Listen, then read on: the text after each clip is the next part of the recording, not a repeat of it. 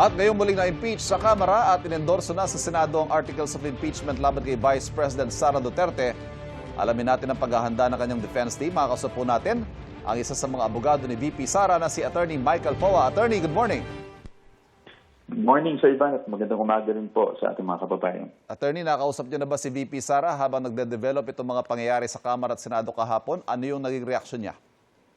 Sa atin naman po, we were just updating her. Pero yung malalim na pag-uusap, hindi pa po kami nakakapag-usap. 257, Attorney, yung pumobor sa impeachment kahapon, mas marami ito sa 215 noong 2025. Ibig sabihin, posibleng mas marami yung kumbinsido sa committee report ng House Committee on Justice. Is this a cause of concern for the defense team? Well, tayo naman sa defense team, Sir Ivan, hindi naman tayo talaga tumitingin sa numero. No? We're just focused on our defense. Now, I'm pretty sure, in all fairness to the members of the House, I'm pretty sure they have their own personal reasons why they voted yes yesterday. And we respect that. So sa atin naman po, hindi naman nagbago yung preparasyon natin. Nakita naman natin, nandito na rin hahantong to with the pronouncement and the developments the past few weeks.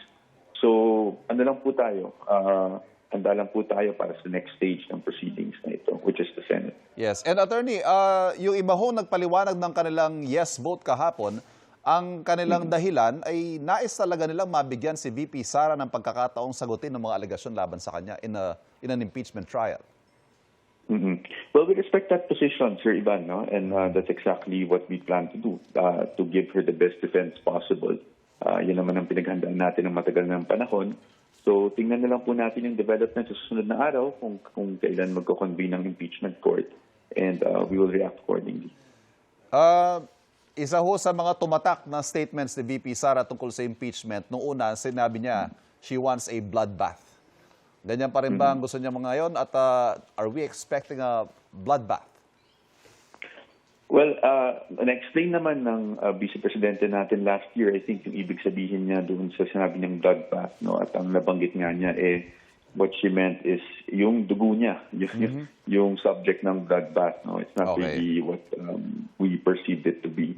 So sa atin naman, we don't want to call it anything else, but rather we just want to say that the defense is really preparing, no, para talagang maprotektahan lahat ng karapatan ng Vice Presidente at madepensahan naman siya sa mga alegasyon laban sa kanya.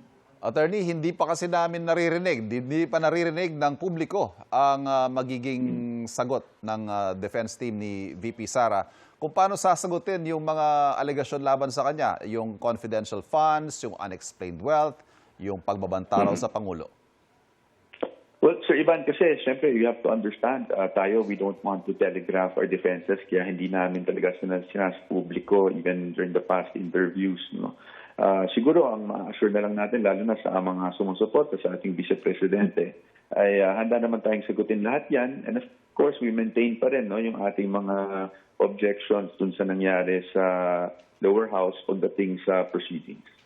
Yung impeachment court, yung composition ng impeachment court or yung leadership, masasabi po ba ninyo na mas pabor o mas favorable itong impeachment court sa Vice ngayong under the leadership of Senator Cayetano? Opo, Sir Ivan, ayaw nating magsabi ng ganyan, no? Because if we say that, then we will be siguro painting a picture of bias between one leadership to another. We respect the Senate.